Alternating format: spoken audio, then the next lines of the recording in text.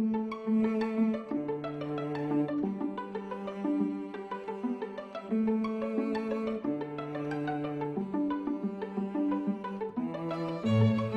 to Globe's first cooking show. We're going to teach you today how to make spaghetti with meatballs and a salad on the side. The first ingredient you're going to need is garlic and an onion. You have to peel the onion and the garlic first before you can chop it up. It's not very exciting, but it's important. You don't eat all the little fibery things, they're kind of gross.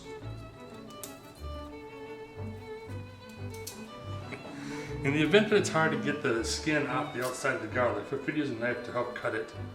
It'll make the process a lot easier and much less stressful.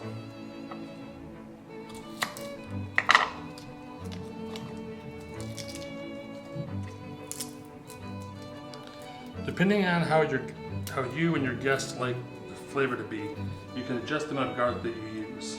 I like to be a little bit spicy, so I tend to use a few more garlic cloves than most people, but it's up to a personal preference. Right now I'm cutting apart the garlic, but an easier way to do it, since it does take a lot of time, instead of cutting into small pieces, is to take a large knife or a large spoon and just smash it. It works just as well and saves you a lot of time in the long run. Some people are all about presentation, I'm all about speed. Once you've got the garlic all smashed or cut, however you prefer to do it, you need to take care of your onion. Same thing with the garlic, just cut the end of it off and then it just peels right away. It's not as difficult as the garlic is because it's a larger vegetable, but it does make a bit of a mess.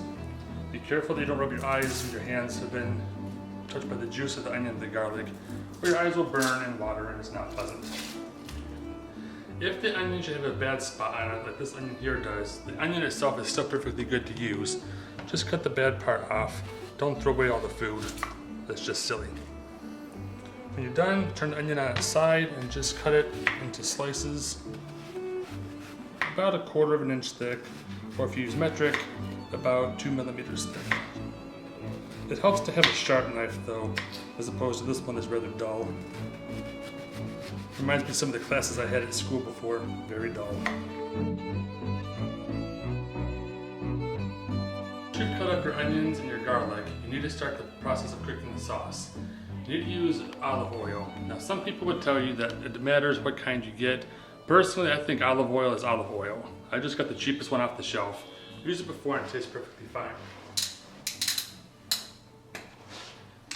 You need to apply a little bit to your saucepan.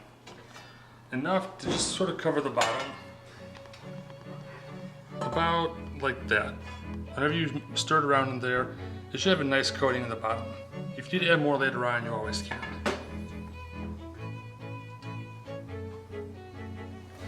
You need to take your onions and your garlic and scrape it off into the olive oil. You want to be careful and keep your eye on this process though, as the garlic can tend to burn rather quickly. You want to turn the heat on to about medium, a little bit higher perhaps, and just let the olive oil heat up.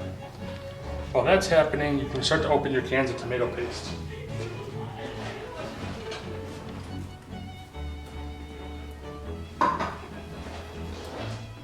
I prefer to use this brand here and the crushed tomatoes, as it's not as juicy as the other types of tomato paste are. That's your personal choice.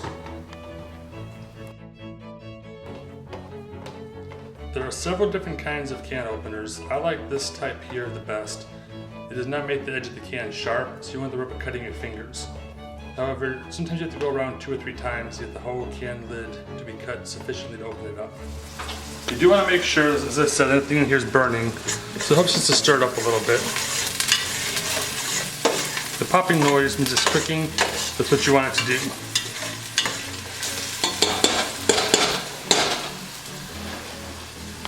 You add your first can of sauce now, and you'll add your second can in a moment.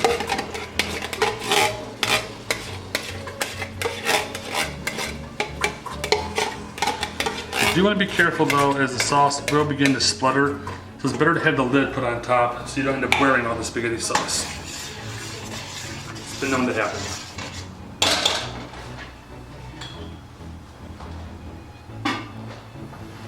Let that set, we open the second can.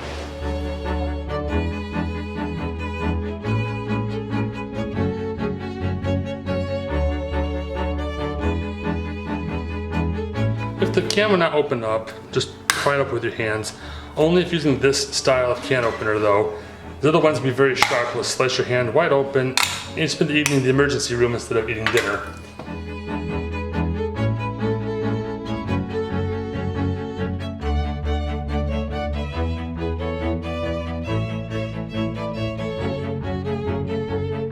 If you so choose, you can add mushrooms to your spaghetti sauce as well. We're going to do that, but first you need to wash them. Make sure you get all the dirt out. Just use some cold water or warm and just rub it vigorously around all sides. It does not need to be sterilized, it's perfectly fine to do this.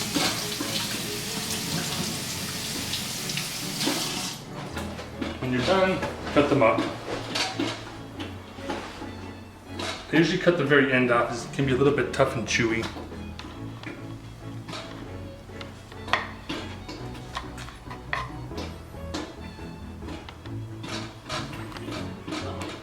And then just slice them in. When you're done cutting up your mushrooms, you can add this to the sauce.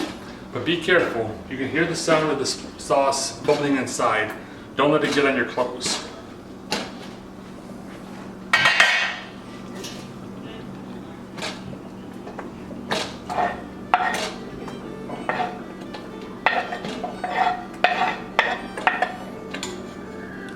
You might want to turn it down when you add ingredients to it to keep it from sticking on you. Next, you want to add 1 or 2 large bay leaves.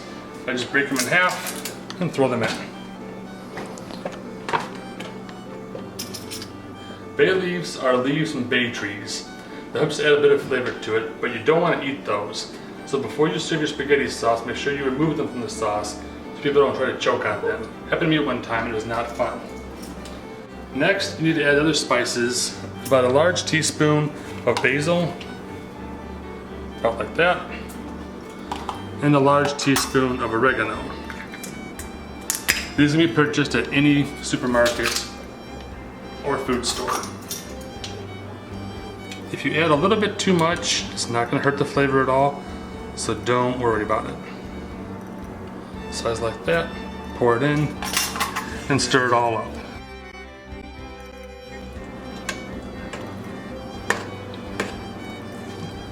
It may look kind of messy now, but I promise you the flavor is going to be well worth it. When you're done stirring it up a little bit, turn the heat back up. Let it simmer for about 20 minutes with the lid on so you don't get it on your clothes.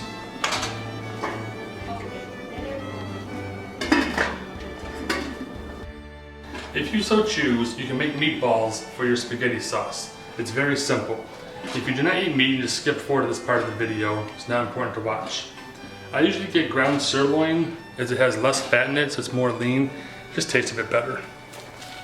Tonight we're serving about 5 to 6 people, and so about 1 pound of meat should be enough for everyone to have adequate meatballs. The nice thing is you can always freeze it and save it for later if you don't use it all.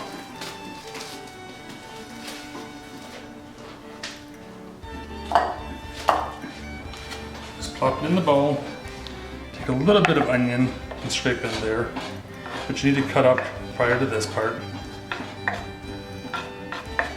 And then if you so choose, use about 1 egg. The egg just helps the meatballs to sort of stick together so that they don't fall apart. Make sure to not get any of the shell in the meat. It may be kind of slimy, but you'll get over it. Wash your hands when you're done. It's not going to kill you.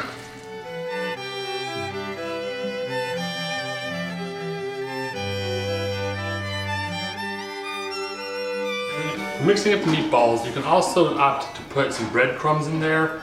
Usually 1 piece of sandwich bread, just break it up and throw it in. We're not doing that tonight though. You can also add 1 garlic clove, like I did before. Just mash the garlic clove up, put it in here and mix it all up. You want the meat to be consistency of very sort of sticky. So you want to mix it for a long time so that the egg is not visible anymore in the meat. My assistant, Carolina, is going to fill this saucepan up with halfway full of water.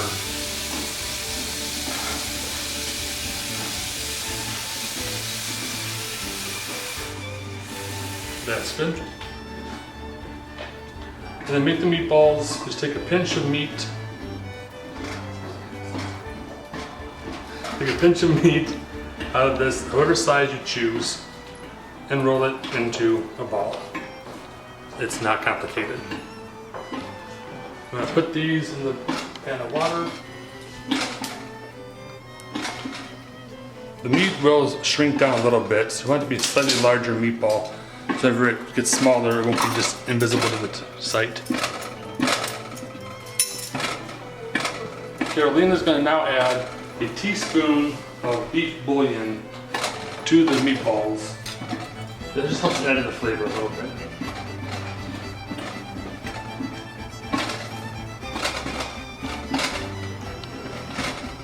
Yep.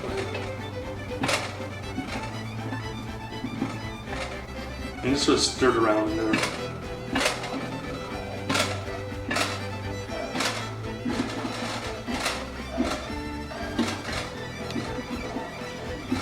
That should be good. And just keep adding the meatballs until you're all out of meat. After you're done putting the meatballs in the water, be sure and wash your hands before you do anything else. You don't want to get meat juice and egg all over the kitchen. Turn the burner on to about medium and just wait for them to start to cook. When they turn gray or become sort of firm to the touch, you want to flip them over in here so the other side can cook just as well. Next, we're going to make the salad. First, you need to wash all the vegetables though. For the celery, just pull it apart before you wash it. It's very simple, makes it much easier to clean.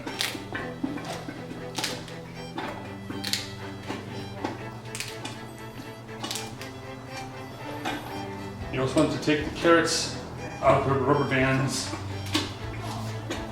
and out of their twisty ties. You can buy pre-purchased carrots which have already been cut up and peeled. I still recommend washing them before you use them though. Save yourself time, you want to cut the tops off the carrots before you wash them.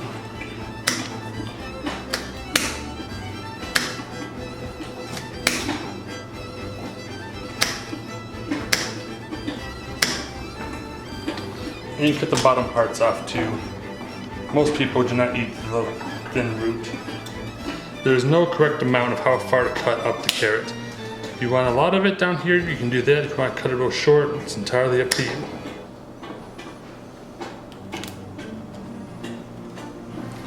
When washing the vegetables, again, warm or cool water, and just rub them with your fingers vigorously.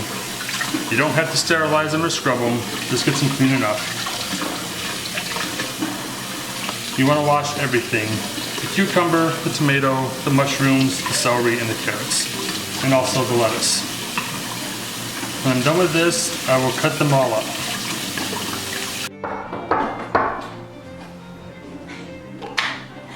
Wonder who's here.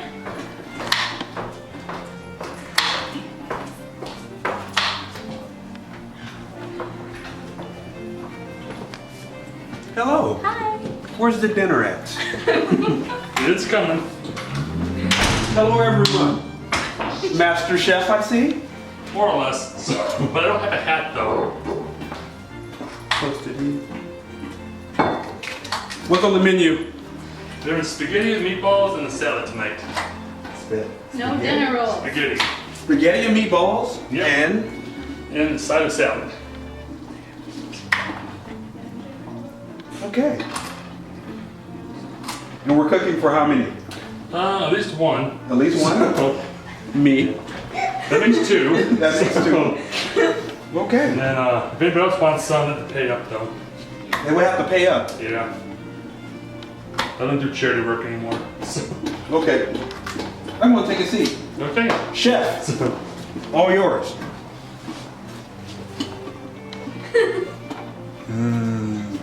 Excellent. And so joining us for dinner tonight is Randy Dillard. He works with the Office of International Relations, as an international recruiter. How's it smell so far, Randy? How does it smell so far? Delicioso. That's good to hear. Delicious. Yummy in many languages. You want to keep an eye on them in the meatballs, make sure they don't get too brown. You can tell they're starting to get gray around the edges here. So if it does, just roll it over in the water and let the pink side cook.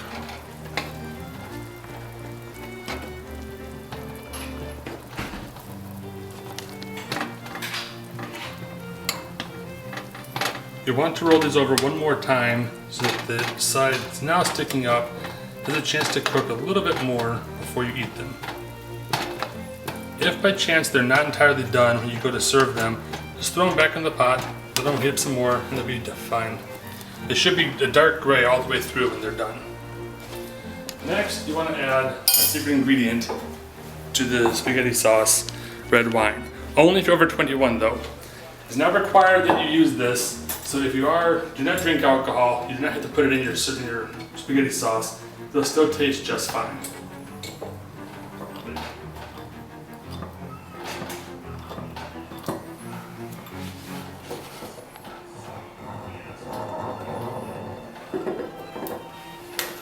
Make sure you do not break the cork off pulling it out of the bottle. It can be a real nuisance to get it out. The amount that you add of this is entirely personal preference. My technical term is 3 glugs. You'll see what I mean. That's about 3 glugs. When you're done, you just stir it into the sauce so that it has a nice mixed flavor.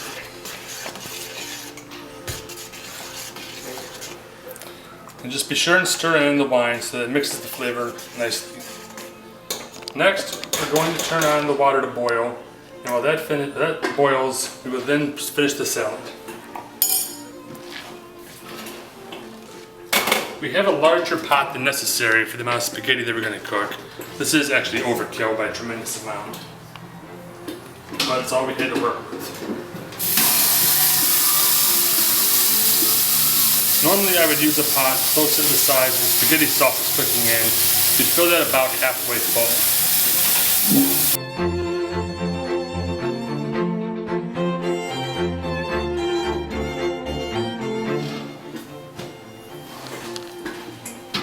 Spaghetti sauce is basically done. You can move that to a smaller burner, but keep the heat on it just so it doesn't cool down too much.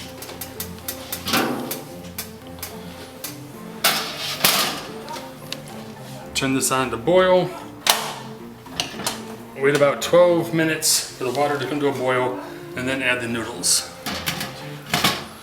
The noodles I prefer to use are angel hair pasta.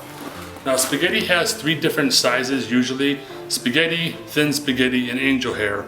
Angel hair is very, very thin, but it makes it easier to eat, and it's not as hard to cut the noodles and they cook faster. But if you have starving guests over like Nancy is right now, it helps. Next, you want to finish your salad up. I've already washed all the vegetables and cut up most of them. Now unfortunately we don't have a salad bowl, so we're using the small saucepan. It'll work though. The lettuce is very simple. Just break it off the bottom of the head of lettuce and then just tear it up into somewhat bite-sized pieces. Again, there's no right or wrong way to do this, so just do it so that it looks good. You cut up all your vegetables, carrots, the celery, the cucumber, and the mushrooms. Very complicated. You dump them in the salad bowl. Preferably not in the floor like I just did. And again, if we had a larger bowl, this would be substantially easier, but we work with what we have.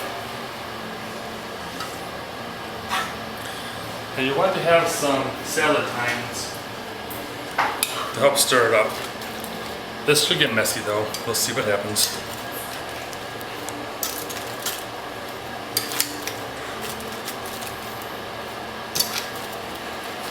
The nice thing about salad is that you can add any vegetables you want to it.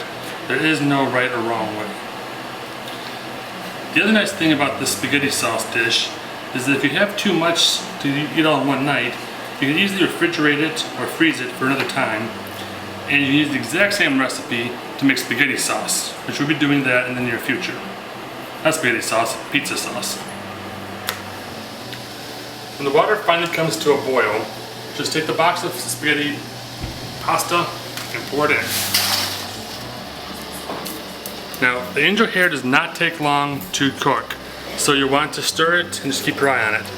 Whenever it's sort of sticky and very limp, you know it's done.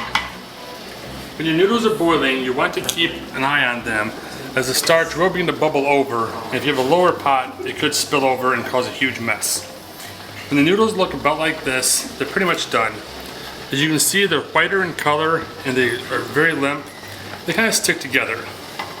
What you want to do now is pour them out into your colander. Be careful not to burn yourself. With scalding water, it would not feel very good. Lucky for you, you'll have insurance though, so you can go to the emergency room.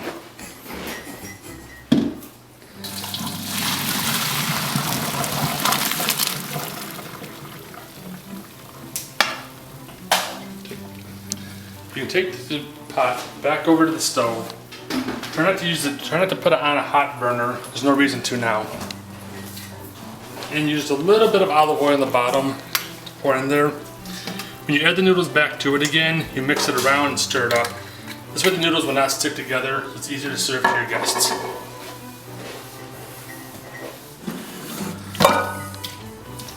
Just give it a few good shakes to help get any loose water out.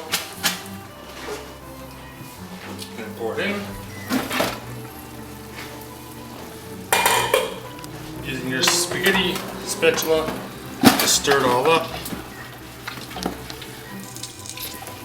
And with that, you're ready to cook. Sorry, ready to serve.